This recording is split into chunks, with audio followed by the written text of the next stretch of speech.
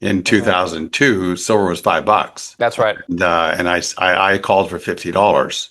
And, people looked at me like I was crazy. Well, it took 10 years to get there, but silver didn't get to $50. I didn't predict silver was going to go from 50 to 12 over the next 5 years, which it did. But I coined the phrase triple digit silver, not because I'm talking my own book. I put a silver company together for a reason because I'm a bull on silver. It is a very strategic and very much required metal.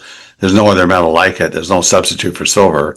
I personally still am a big believer of triple digit silver. Keith Neumeyer, president and CEO of First Majestic Silver Corporation, has long maintained that silver is drastically undervalued relative to gold. He argues that if the gold-to-silver ratio were to revert to historical norms, say 30 to 1, with gold at $2,400, silver would need to trade at $80. If the ratio tightens even further, triple-digit silver prices become a real possibility. Currently, the gold-silver ratio hovers near levels typically associated with financial crises, signaling silver's relative cheapness. Neumeyer predicts a return to a ratio of around 65.6, aligning with the average of the past 30 years. A UBS analyst echoed this sentiment in an interview with Bloomberg, highlighting that resilient silver ETF inflows reflect continued investor interest despite broader market volatility. Silver investors remain steadfast, the analyst noted, and economic activity is expected to pick up next year, which could further support demand. What's particularly notable now is the tightening in both physical and paper silver markets. Global inventories are declining, ETFs are absorbing more metal, and a growing number of investors are opting for physical delivery. This tightening in the physical market is beginning to spill over into the paper side, increasing the potential for a significant price correction. One clear sign of strain is the surging cost of borrowing shares of the SLV, the largest silver-backed ETF. By July 16th, available shares for borrowing had essentially dried up, a clear indicator that holders are no longer willing to lend. This squeeze on float reflects a growing confidence in silver's value and increases pressure on short sellers. If a short squeeze is triggered in such a tight market, the resulting rally in silver prices could be sharp and fast. Make sure to tune in for our expert analysis. Don't miss out on future content. Hit the subscribe button and turn on notifications to stay in the loop. Your support is greatly appreciated. Well, when silver hit $50 back in April 2011, the ratio was 31 to 1. And just, recent times we've hovered between, the low 90s, the mid 80s, and we even spiked over 100 a couple of times, which is pretty shocking, because the mining sector, only mines 7 ounces for every 1 ounce of gold being mined. So, that in theory, that's where the financial market should price the metal. Obviously it's not happening. But even, if we get down to 30 again, or even, 10 or 15, you come up with the number, you do your math and divide it over gold. And then, that tells you triple digit silver is coming. And I coined that phrase 10 years ago. And I think I'm going to be right. I believe it's to do with the industrialization of silver. When you go back to the 70s, when the silver contract was first created, it was done really to assist the mining sector to hedge their production.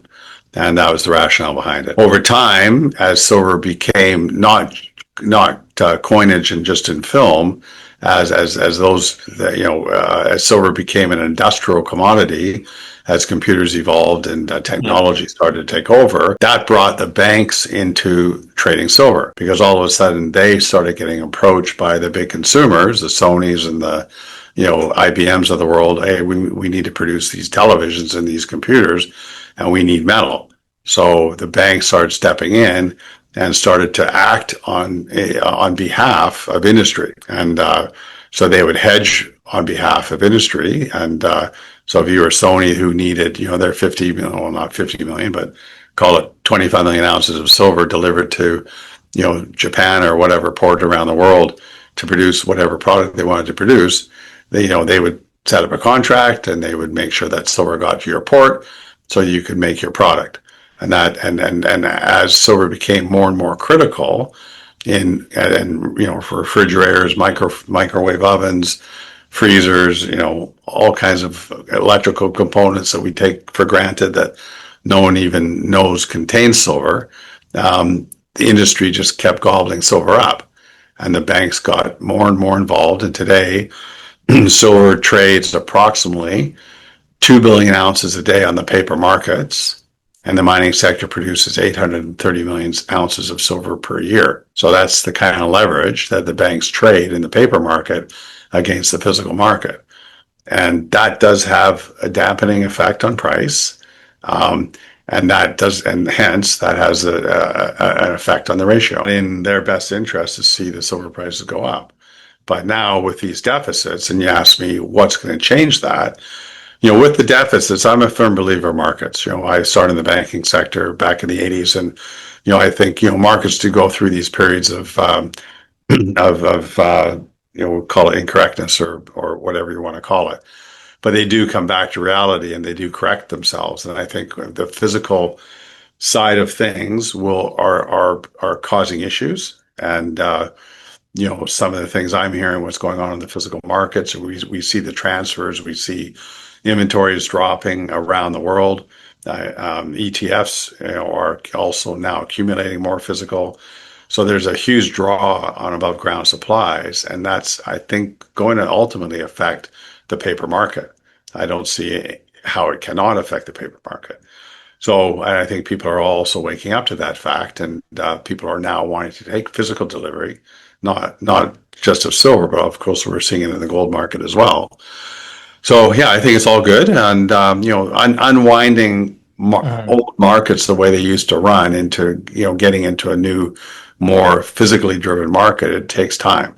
But I think ultimately we're going to get into a pricing situation whereby the metals market, the silver market, will be priced more fairly as a result of less derivative trading, less paper market trading, because there is a reckoning that I believe will occur. Sorry, what kind of reckoning is this? I think the markets are just going to wake up to the short position. Working at the banks, you're a trader. These are young MBAs out of school. They don't know what they're trading. They're looking at a chart like that, but they don't know what's behind it. They don't know silver. They don't know what the supply or demand fundamentals are. They don't know that their bank has a contract to deliver 50 million ounces to BMW, next year, or so BMW can produce their cars. All of a sudden, BMW phones up the bank and says, "Hey, you didn't, send me my silver this month." Compliance walks down to that trader, in the trading department and says, "Hey, what's going on? We need this metal." Well, sorry, we can't find it. We're short, and there's no physical out there.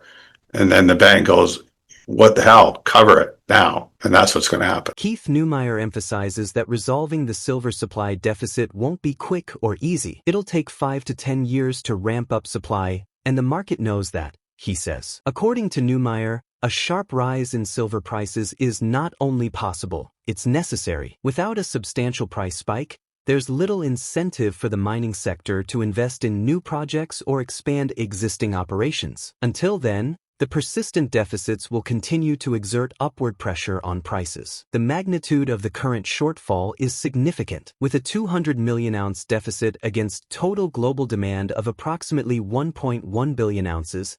The market is facing an 18 to 20% supply gap. Such imbalances are rare in the commodity space and typically take years to correct. What makes silver particularly complex is that nearly 70% of its production comes as a byproduct of mining other metals, such as copper, lead, and zinc. This limits the industry's flexibility to respond to rising silver demand, as new supply cannot be scaled independently of that of other metals. Meanwhile, demand continues to build, with China's latest 5-year development strategy emerging as a significant catalyst. As geopolitical and energy dynamics shift, China has committed to aggressively expanding its industrial and energy infrastructure, particularly in solar technology. China significantly needs more silver to continue to develop its energy infrastructure and industrial infrastructure, notes geopolitical expert Willem Middelkoop. Let's get back to the interview. Together, solar panels, electric cars, a lot of the gadgets, nuclear power plants,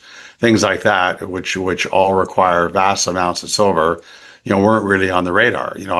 I was looking at cell phones, it wasn't that much earlier that had bought my first cell phone. I'm seeing everyone all of a sudden getting cell phones and computers, and I said, "Geez, what's going on here?" And I came from a copper company, so my mentality was very much supply demand related.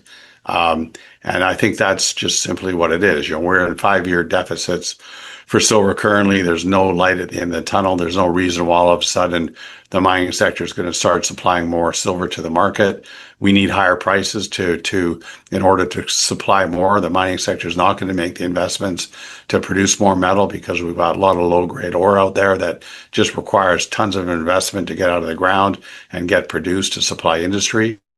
And we're not there. That's going to take 5 to 10 years to actually start to increase significantly the amount of silver that the silver industry is currently producing. So you're going to get this huge run up in prices just to incentivize the mining industry to make the investments necessary to meet that supply deficit. Gold is the granddaddy. It's a granddaddy commodity. Gold is currency. With all the currency issues and all the turmoil going on around the world and the central banks, buying gold, and silver had to follow. It was just a matter of time. Based on the meetings I'm having with big funds around the world, throughout London, New York, and elsewhere, Singapore, Hong Kong, places I go to and talk to some of these very large investors, they're waking up to this story, the silver story. Previously, you go back 10 years and silver was looked at as the poor man's gold. And that big run, we had from, $250 gold to $1,800 gold and $5 silver to $50 silver. Even then, people just looked at silver as a poor man's gold. There were no deficits of any significant magnitude back then. But today, we have serious supply problems in the silver industry, producing all the products that we need to produce. No one talks about the military needs of silver. No one talks about the nuclear renaissance that we're looking at. For every nuclear power plant that's going to get built over the next 10 years, all those plants need silver. So the demand isn't going anywhere. So no, I think the investors are just waking up to that fact. I was in a refinery in Japan just back in April, and this refinery is running at 50% capacity. And they have a team of people that scour the planet looking for waste, computer waste, generally speaking, mostly computer waste, and they can't find enough of it. The recycling is a very energy intense business. You need hydro or you need nuclear. You're not going to be burning fossil fuels to recycle metal. You're just going to blow yourself up. You can't do it. It's just too expensive. So your energy costs are key. And the technology that particular refinery is using is key because it's got to be able to take out a variety of different metals in these complex components that, we built, to take the gold and silver out of a cell phone is not exactly an easy task. It takes a lot of energy, a lot of time or work to get it out of there, and to do it economically is tough. And if you go back to the previous slide, that one, no, there was actually an earlier one in this presentation. Oh, here it is. So the gray bar is recycling, and you see there's a recycling number has pretty much been in the 150 million ounce range over this 10-year period. It hasn't really fluctuated very much, and that's despite price volatility, right? So, that tells you that there's not a whole bunch of recycling going on just because it's too expensive. There's no recyclers to any great degree in North America. Most of this computer waste or recycled metal gets produced in Asia, where they're less constrained, by energy use and technologies. These deficits have been now 5 years in, and actually, if you go back further, which we don't have on the slide, there were deficits previously as well. Yeah. But, the market doesn't pick up on this stuff. As I said, most people don't understand silver. I think silver is probably the most misunderstood metal on the planet. It's looked at by some as a currency, which I don't believe. I look at it as a strategic metal, and And I think investors are waking up to that, but it's always been looked at as a poor man's gold. I even heard someone the other day said, "Oh, because gold's $3,300, people are now buying silver because it just makes more sense." Well, that's not the reason to buy silver, to my mind anyways. I own gold because it's a hedge against currencies. I buy silver as a long-term investment because I think prices are going to be much higher due to the supply-demand fundamentals. And I think it's not correlated to gold at all. I think it's actually will become its own a standard going forward, more like uranium or copper. Scarcity doesn't announce itself with fanfare. It creeps in, then strikes with speed. The silver landscape is tightening on all fronts, from dwindling above-ground reserves to ETF flows that signal unshaken investor conviction. Borrowing constraints in the most significant silver-backed fund point to a shift in mindset. Holders are no longer passive speculators. They're guardians of value. At the same time, the structural rigidity of the supply system, rooted in silver's status as a secondary metal, means the system lacks the agility to respond to mounting industrial demand. Add a significant manufacturing power ramping up its appetite, and the market's balance becomes more than just fragile. It becomes combustible. Are we on the edge of a forced revaluation, where delayed supply response and rising physical stress collide to rewrite silver's pricing framework? Share your perspective in the comments section. If the video resonates with you, join our community by subscribing to our channel and enabling notifications with the bell icon. Thank you for being a part of our community.